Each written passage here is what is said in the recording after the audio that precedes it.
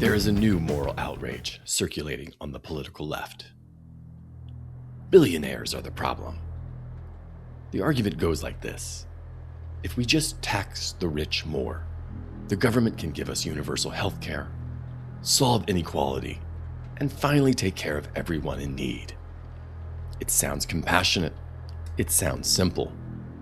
And that should immediately make us suspicious, because simple explanations are often how complex systems avoid real scrutiny.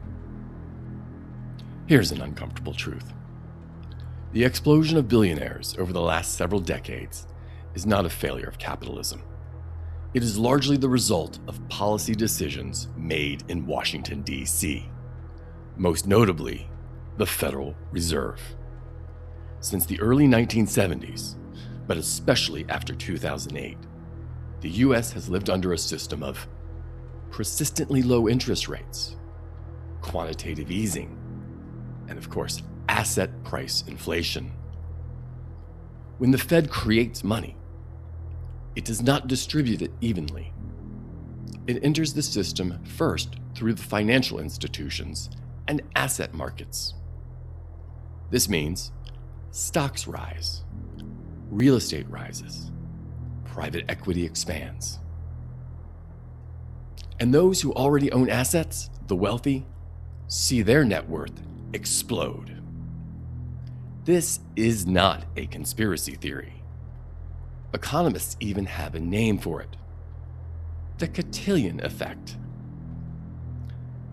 If the left truly wanted to address wealth inequality, they would be interrogating monetary policy, regulatory capture, and financialization.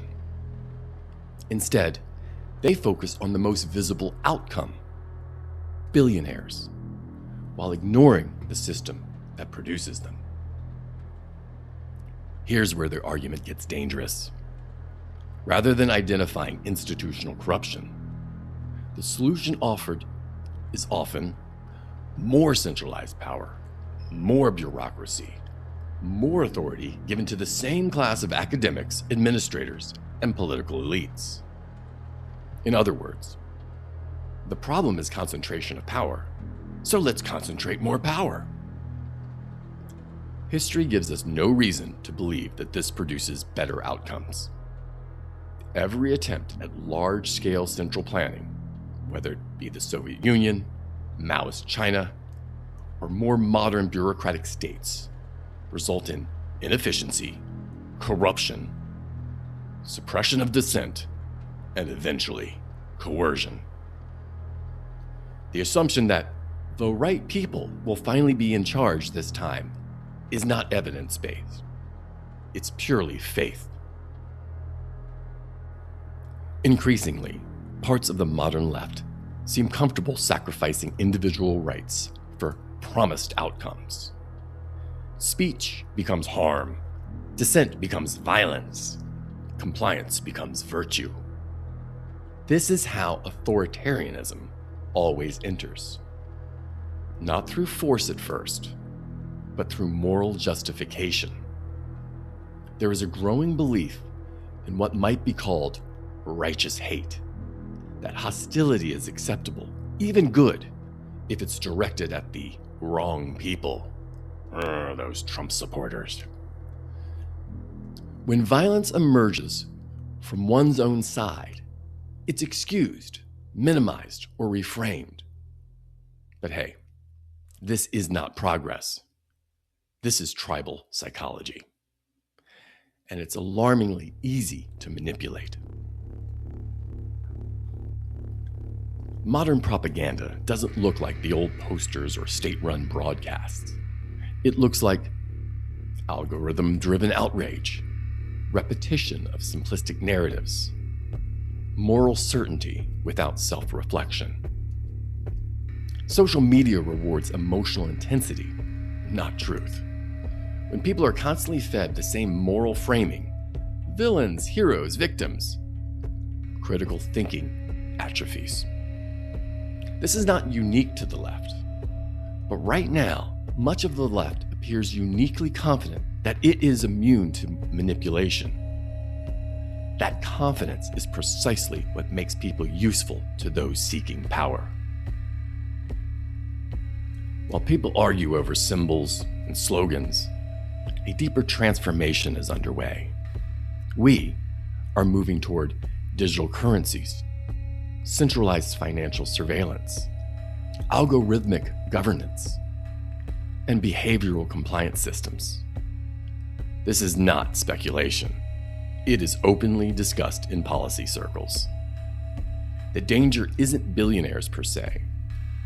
It's totalizing systems of control, justified in the name of safety, equity, or efficiency. A population trained to outsource moral reasoning to experts and institutions is easy to manage.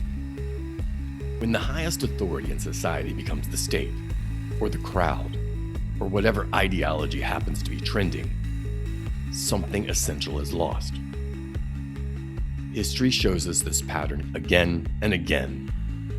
When people abandon personal responsibility, moral restraint, and skepticism of power, they don't get liberation, they get management. Real freedom has never come from perfect systems or flawless leaders. It comes from limits on power, from dispersed authority, and from individuals capable of governing themselves. Blaming billionaires may feel righteous, but it doesn't address the machinery that produces inequality, nor the structures tightening all around us. If we actually care about justice, dignity, and human flourishing, the work begins closer to home. Question concentrated power, both public and private. Defend free inquiry, even when it's uncomfortable. Resist narratives that reduce people to enemies. And remember that no institution can replace a well-formed conscience. Because history's greatest tragedies didn't begin with villains announcing themselves. They began with people convinced that they were doing the right thing. There is an alternative. Join the consciousness revolution.